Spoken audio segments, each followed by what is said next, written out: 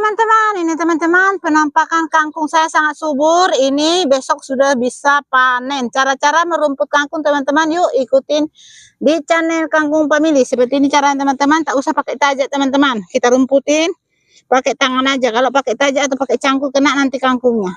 Pakai tangan dicomotin di gang, di sela-sela kangkungin teman-teman rumputnya.